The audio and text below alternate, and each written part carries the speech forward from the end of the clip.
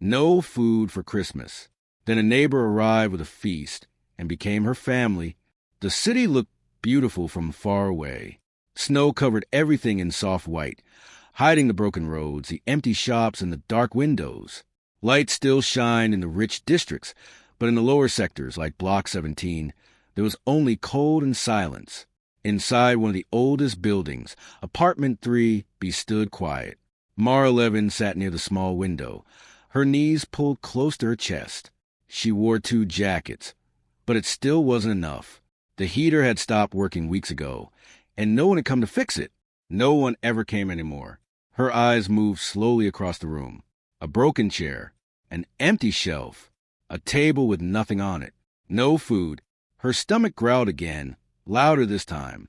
She pressed her hand against it, trying to ignore the pain. It had been 2 days since she last ate. Before that, it was only a small ration pack she got after waiting in line for hours. Just one more day, she whispered to herself. But even she didn't believe it. 3 years ago, things were different. Back then, Earth had hope. When the Galactic Coalition arrived, people celebrated. Aliens from different worlds came with advanced technology, new systems, and promises of a better future. They said no one would suffer anymore. They said resources would be shared.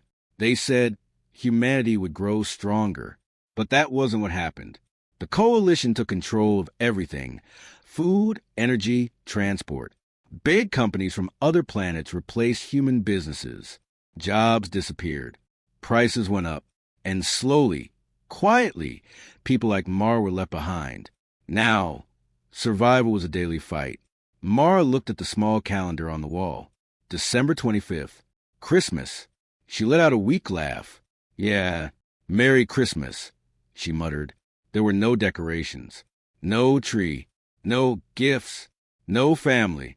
Her parents were gone. Her friends had moved away or disappeared into better districts where she couldn't go. She was alone, completely alone. The silence in the room felt heavy. It pressed against her chest, making it hard to breathe. She closed her eyes for a moment, trying to remember how Christmas used to feel. Warm, loud, happy.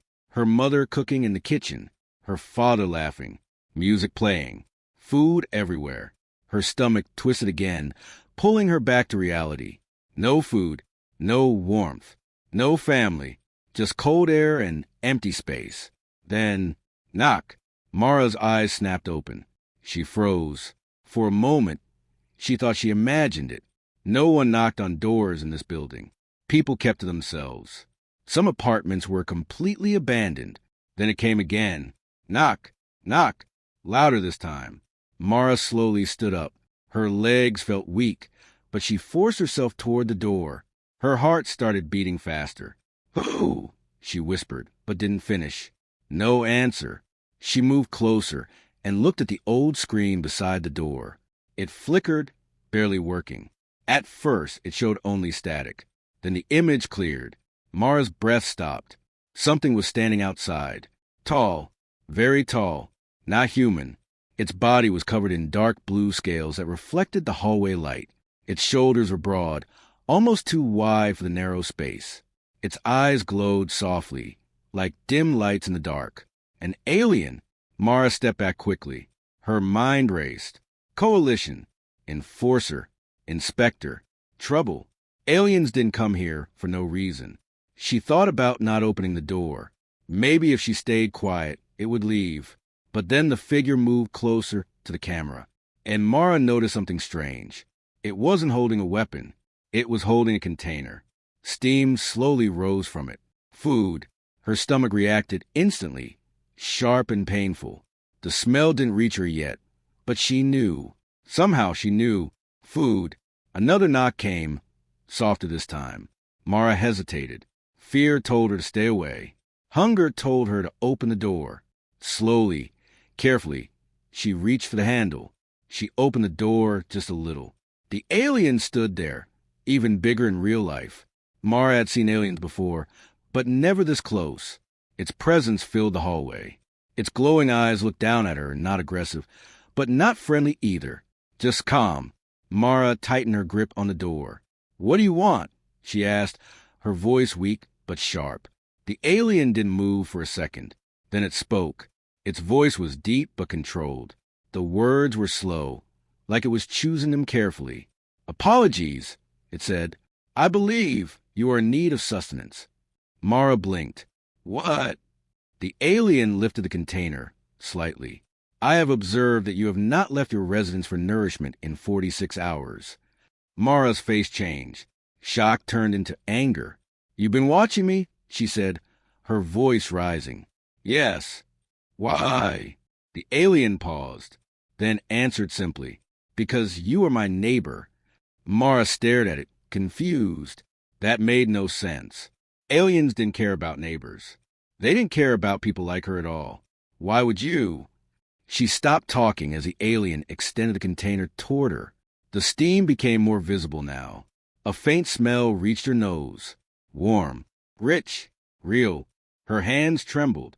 "Take it," the alien said. Mara hesitated. This could be a trick. Maybe it was poisoned. Maybe it was some kind of test. But her body was already moving. Slowly, she reached out and took the container. It was warm, very warm. She almost dropped it in surprise. Inside, she saw real food. Not ration paste. Not processed blocks. Actual food. Cooked meat. Vegetables. Bread. Her eyes widened. "This," she whispered. "This is real." "Yes," the alien said. Mara looked back up at it. "Why are you giving this to me?" The alien tilted its head slightly. "I have determined that your survival probability is decreasing." "That's not what I asked," Mara said. Another pause. Then, "Because it is needed." Mara didn't understand. Nothing about this made sense. But the smell of the food was too strong now. Her hunger was too powerful. She stepped back slightly. "You can go," she said, unsure. The alien did not move. "I will remain," it said. "Why?" "It is customary in your species' traditions to share meals socially." Mara frowned. "You studied that?" "Yes." "Why would you even—" She stopped herself. This conversation was pointless. She looked down at the food again, then back at the alien. After a moment, she sighed. "Fine," she muttered. "Do whatever you want." She stepped aside, opening the door wider. The alien carefully entered the apartment. It had to lower its head slightly to fit through the doorway. Its large frame made the room feel even smaller. Mara placed a container on the table. For a second, she just stared at it. Then she sat down. Her hands moved quickly now. She didn't care about manners. She didn't care about anything else. She started eating. The first bite made her eyes close. Warm, soft, full of flavor. It had been so long. She ate faster and faster, like she was afraid it would disappear. The alien stood quietly nearby, watching. It did not interrupt. It did not speak. It just observed. After a few minutes, Mara slowed down. Her breathing was heavy, but her body felt better, alive again. She wiped her mouth with her sleeve and looked up. The alien was still there, still watching. "Why are you still here?" she asked. "It is appropriate," it replied. Mara shook her head. "You're weird." The alien did not respond. For a moment, there was silence again. But this silence was different. It wasn't empty anymore. Mara looked at the food, then at the alien, then back at the food. Something about this moment felt important, strange, unexpected, like the start of something she didn't understand yet. Outside, the snow kept falling. Inside apartment 3B, for the first time in days, there was warmth. Mara did not trust the situation. Not fully. Even after eating, even after feeling warmth return to her body, something inside her stayed alert. The alien, this tall, quiet, impossible neighbor, was still in her apartment. And that alone was wrong. Aliens from the Coalition did not enter poor human homes just to help. They enforced rules. They checked compliance. They punished violations. They did not bring food. Mara leaned back slightly in her chair, her eyes fixed on the alien. It stood near the wall, perfectly still, like it didn't need to move or breathe like a human. "You're still here," she said. "Yes." "You don't have somewhere else to be?" "I do." "Then why aren't you there?" A small pause, because this interaction is incomplete. Mara frowned. What does that even mean? The alien looked at her, its glowing eyes calm. You have consumed nourishment. However, your species often engages in communication during such events. Mara let out a short laugh. You mean talking? Yes. She shook her head. You're strange. That has been noted. Mara studied it more carefully now. Up close, she could see small details. The scales were not just blue. They shifted slightly in color depending on the light. Its hands had long fingers, but they moved slowly, carefully, like it was always thinking before acting. It didn't feel dangerous, but it didn't feel safe either. It felt unknown. Mara crossed her arms. All right, she said. Let's talk then. The alien remained silent, waiting. She sighed. First question. What are you? I am Virex, it replied. Designation, Kale 7. Mara blinked. That's your name. It is a functional identifier. Right, she muttered. I'll just call you Kale. That is acceptable. Mara leaned forward slightly. Second question. Where did you get that food? Kale. 7 did not answer immediately. That alone made Mara more alert. Why are you hesitating? She asked. Because the answer may cause discomfort. Mara gave a dry smile. Try me. Another pause. Then Kale 7 spoke. I am assigned to logistical oversight within this district. Mara's expression changed. What does that mean? I monitor and regulate the distribution of resources. Her stomach tightened again, but not from hunger this time. You mean food? Yes. Mara stared at the empty container, then back at Kale. So you control who gets food? Yes. And who doesn't? Yes. The room felt colder suddenly. Mara slowly stood up. So all this time, she said quietly, people waiting in lines, starving, fighting for scraps. She looked directly at him. That's because of you? Kale. 7 did not react. It is because of coalition directives. That's not what I asked. Mara snapped. Her voice echoed slightly in the small room. Kale. 7 remained calm. I execute assigned protocols. Mara laughed, but there was no humor in it. Protocols. Right. She started pacing now, her energy rising. So there's no shortage? No. No supply problem? No. Mara stopped. Then why? Kale. 7 tilted its head slightly. Controlled scarcity increases compliance, reduces conflict between governing entities, and stabilizes resource management systems. Mara stared at him. You're starving people to keep control. It is an efficient system. Efficient, she repeated, her voice rising again. People are dying. Statistically acceptable losses. Kale 7 said. That was it.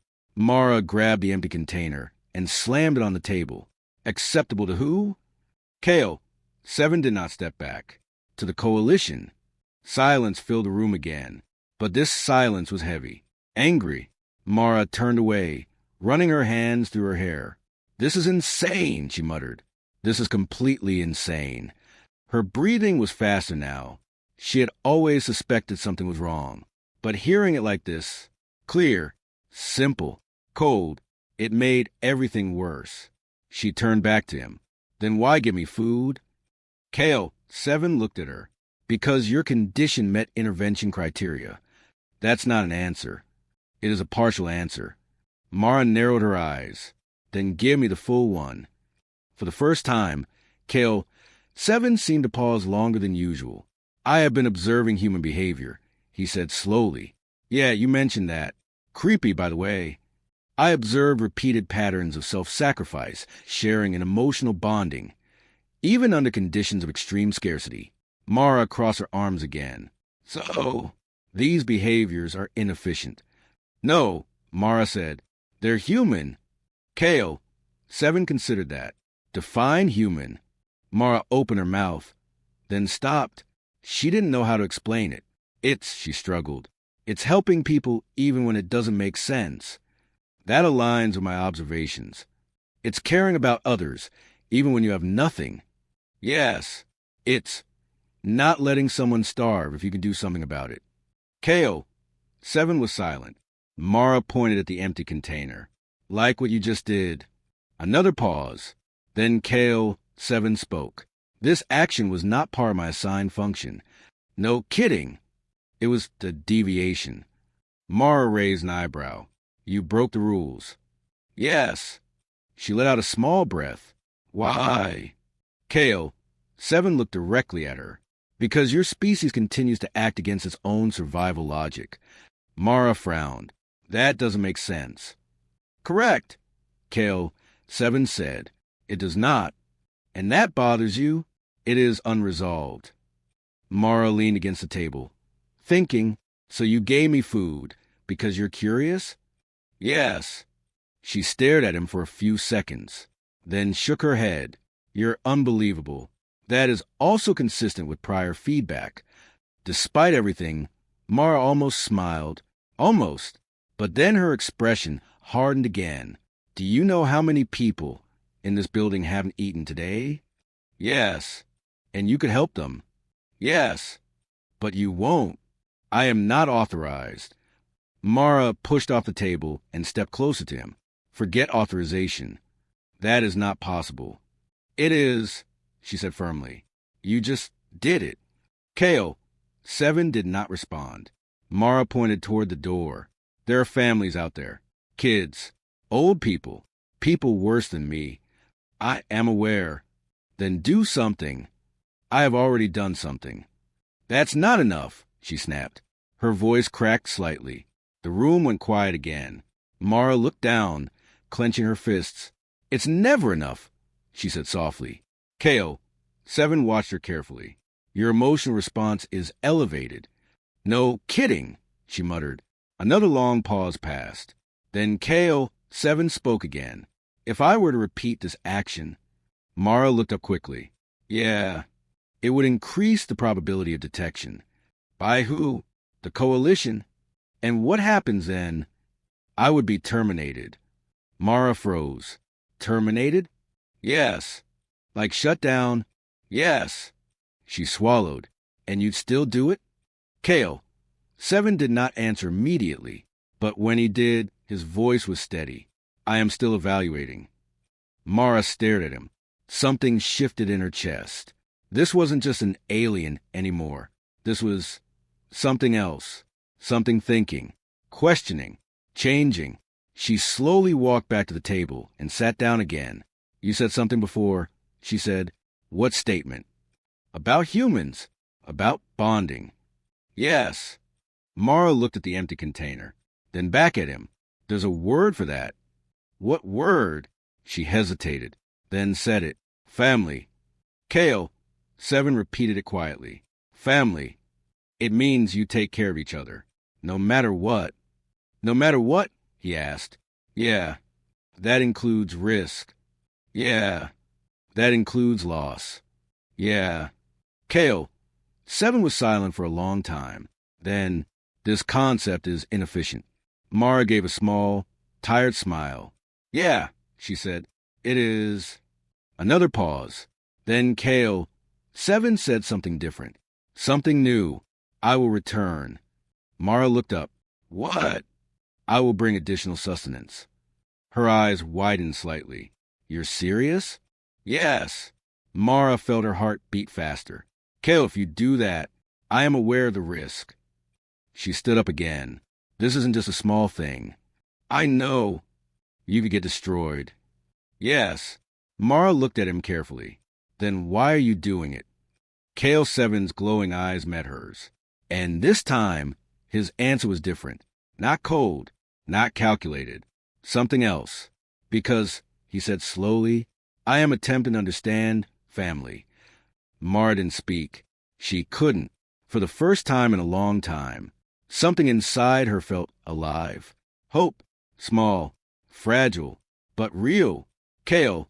7 turned toward the door. I will return shortly. Mara nodded slowly. I'll be here. The door opened. Cold air rushed in. Then he was gone. Mara stood alone again. But this time, the silence didn't feel empty. It felt like something was about to begin.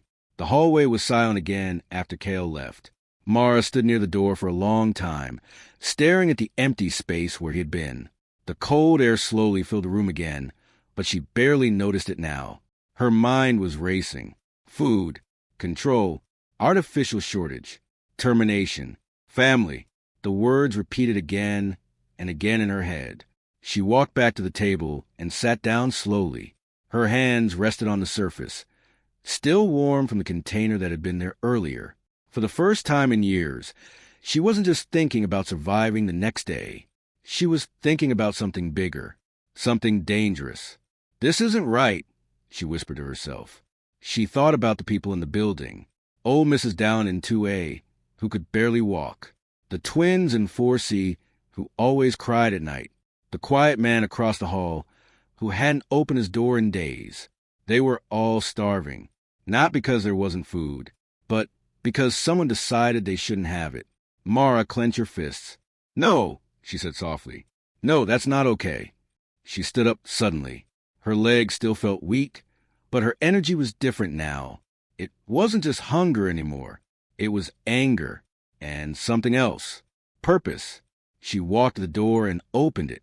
The hallway was dim, the lights flickering slightly. The building felt as dead as always. But now she saw it differently. Not just a place of suffering, a place of people. People who didn't deserve this. Mara stepped outside and walked slowly down the hall. Each door she passed felt heavy, like something was hidden behind it.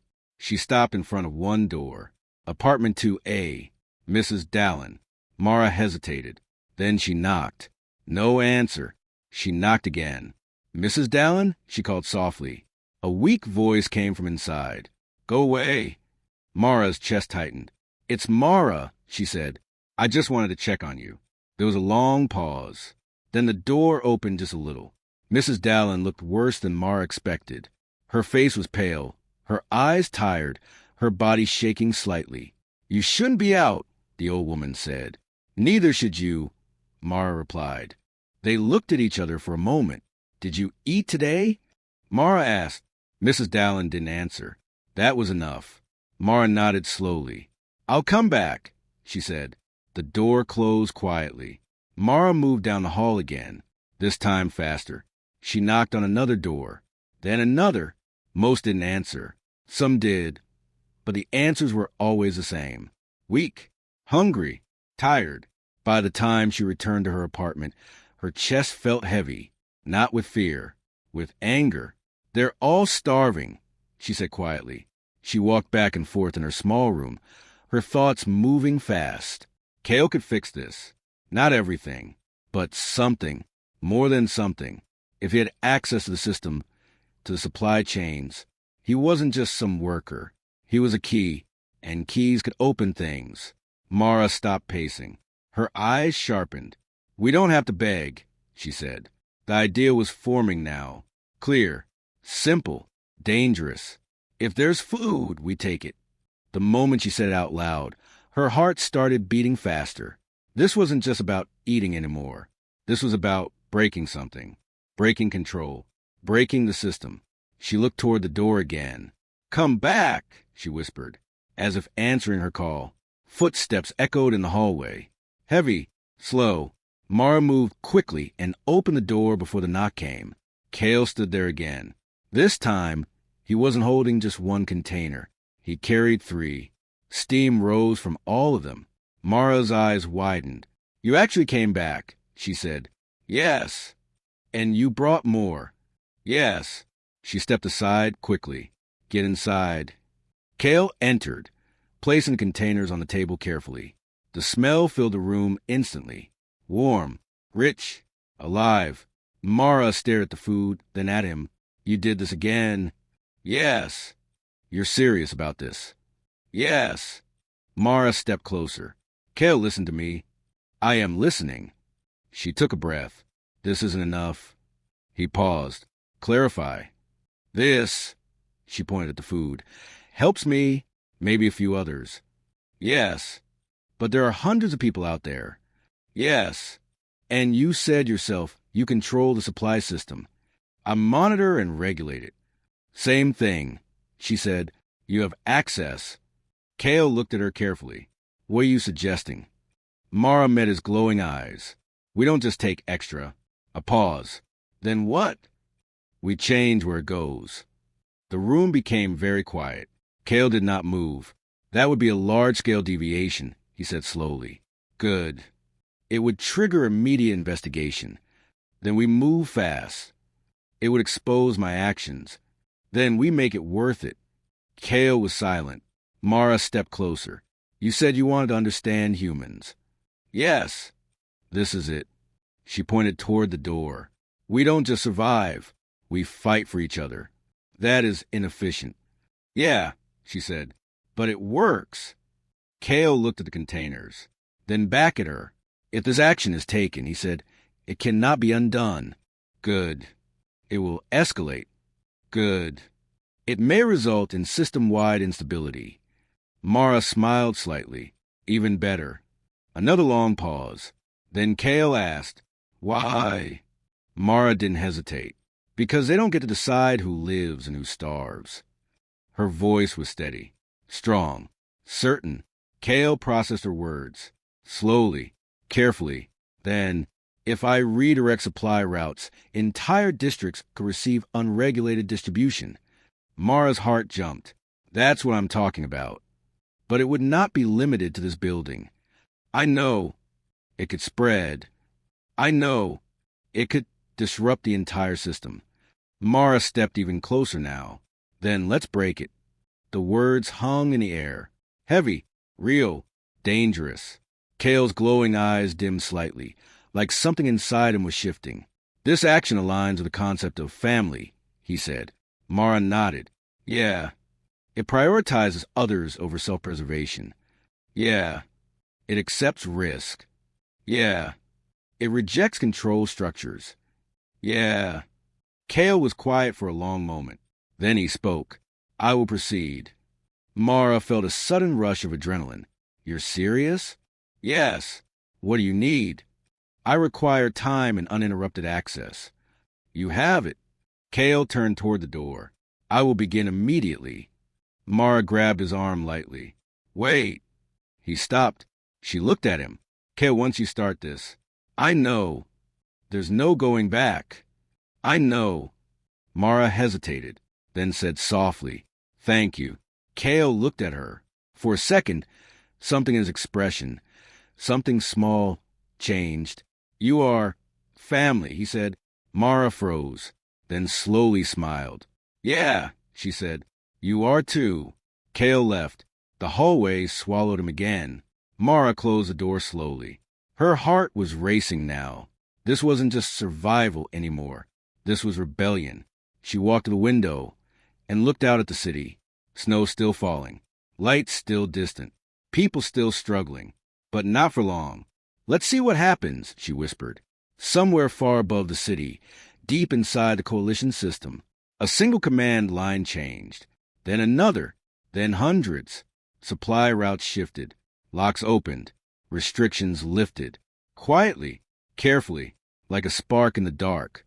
And in apartment 3B, Mara stood still, watching the world she thought was broken begin to crack open. The first change was small. So small that no one noticed it at first. A supply drone, meant for a high-security storage facility, changed direction in midair. Instead of flying toward the coalition warehouse, it moved toward Block 17, toward Mara's building. No alarms triggered. No warnings appeared, because the system still believed everything was normal. Inside apartment 3B, Mara stood near the window, watching the snowy sky. Her breath was slow, but her heart was not. Every second felt longer than the last. Then, a low hum. She looked up. A drone descended slowly between the buildings. Its lights flickered softly as it scanned the area. Normally, these drones never came this low. Never here. Mara rushed to the door and ran into the hallway. Other doors were opening now, too. People stepped out slowly, confused, weak, curious. The drone hovered for a moment. Then it dropped a container. A large one. It hit the ground with a soft thud. Silence. No one moved. They were not used to this. Food did not come to them. They went to food and usually left empty-handed. Mara stepped forward first. Her leg still felt weak, but her will pushed her forward. She opened the container. Inside, food, more than she had ever seen in one place in years. Fresh supplies, meat, vegetables, bread, packets, water, real food. Behind her, someone gasped, then another voice. Is this real? Mara turned to them. It's real, she said. No one moved at first. Fear held them back. What if it's a trap? Someone asked. What if they're watching? Mara looked at them all. Thin faces, tired eyes, people who had forgotten what hope looked like. They've been watching us starve, Mara said. Her voice was steady. If this is a trap, then it's a stupid one. A small laugh came from someone. Then silence again. Mara reached into the container, took a piece of bread, and bit into it. She swallowed. It's safe. That was enough. The crowd moved, slow at first, then faster. People gathered around, carefully, like they were afraid it would disappear. Food was passed from hand to hand. No pushing, no fighting, just quiet urgency. Someone started crying. Someone laughed. Someone whispered, "Thank you," but they didn't know who they were thanking. Mara stepped back, watching it all. Her chest felt tight, not from pain, from something else. This was what it should have been. Not lines, not ration cards, not control, just people hating, sharing, living. Above them, more drones appeared. 1, then 2, then 5. They moved across the district, dropping supplies in different blocks. Lights turned on in buildings that had been dark for weeks. Voices filled the streets. The system was changing. Fast. Too fast. Far above the city. Inside a coalition control center, alarms finally started. Unauthorized route changes detected. Supply chain deviation exceeding threshold. Sector redistribution errors. Multiple zones affected.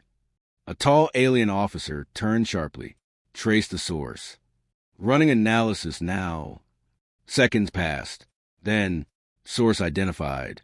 Location, Block 17. Logistics node access point. The officer's eyes narrowed. That sector shouldn't have direct access. Correct. This is an internal override. Silence. Then one word. Treason. Back in apartment 3B. Cale stood in the center of the room. His body was completely still, but inside, everything was active. Data flowed through his system at incredible speed.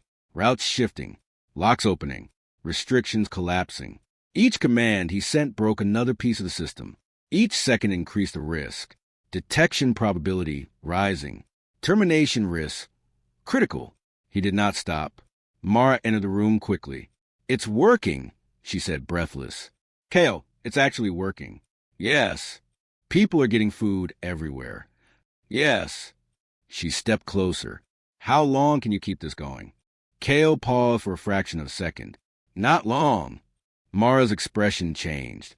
They found you? Detection is in progress. How much time? Unknown. Estimated minimal. Mara clenched her fists. Then we use it. Yes. Cale continued working. Outside, the city was waking up. People who had nothing now had something. And humans shared. They always did. One container became 10 meals. 10 meals became a street gathering. Neighbors who hadn't spoken in months sat together. A man gave his portion to a child. A woman split her food with a stranger. This was not control. This was chaos. Human chaos. And it spread faster than any system could stop. Then, the sky changed. Large ships appeared above the district. Dark. Silent. Watching. Mara saw them from the window.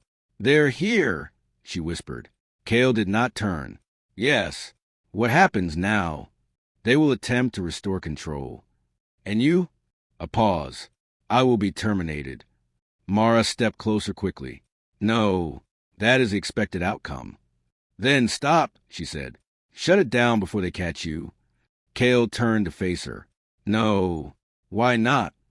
Because the process is incomplete. Mara's eyes widened. What? Cale's voice was steady. The distribution has not reached maximum spread. Cale, listen to me. No, he said. She froze. It was the first time he interrupted her. If I stop now, he continued, the impact will be limited. And if you don't, it will expand beyond containment. Mara's chest tightened. You'll die. Yes. Silence filled the room. Mara shook her head. No. There has to be another way. There is not. She stepped closer, her voice breaking slightly. You're not just some machine anymore, Kale. I am aware. You're... She stopped. She didn't know how to say it. Kale helped her. Family, he said. Mara closed her eyes for a second. Yeah. Another pause. Then Kale spoke again. This action aligns with human behavioral patterns. Mara let out a small, painful laugh. Yeah, we're stupid like that. Inefficient, he corrected. Same thing. Kale's system flashed warnings. Termination protocol initiated. He ignored it. His focus remained on the task. Kale, Mara said softly. Yes. Thank you. He looked at her. For what? For choosing us. A brief pause. Then, I am still learning. Mara nodded. You're doing good. Outside, the city was no longer quiet. People filled the streets. Food everywhere. Laughter. Noise. Life. The coalition ships hovered above, but they were too late. Because something had already changed. Not just the system. The people. They remembered what it meant to help each other. To share. To resist. Inside the control center. System integrity failing. Redistribution spreading beyond primary sectors. Human response increasing. The officer clenched his fists. Shut it down. We're trying. Terminate the source. Executing now. Back in apartment 3B. Kale stopped. His system froze for a second. Mara stepped forward. Kale. He looked at her. Termination confirmed. Her breath caught. No. His body became still, but his voice came one last time. Humans are not compliant. Mara's eyes filled with tears. Yeah. They are contagious. She smiled weakly. Yeah. A final pause. Then, I understand, family. And then, nothing. Kale stood silent. Still, gone. Mara stood there for a long time. The room was quiet again, but not empty. Never empty again. She stepped closer and placed her hand gently on his arm. You did it, she whispered. Outside, the world had changed. Not perfectly, not completely, but enough. Enough to matter. Enough to fight back. Mara walked to a window. The snow still fell. But now, the city was alive. No one was alone. No one was starving. And deep within the coalition system, a new classification appeared. Humans, not resource-dependent. Humans, not controllable. Humans, contagious. Mara looked at the sky, at the ships, at the world. Then she spoke softly. We're not done. And this time, humanity wasn't going to ask for permission.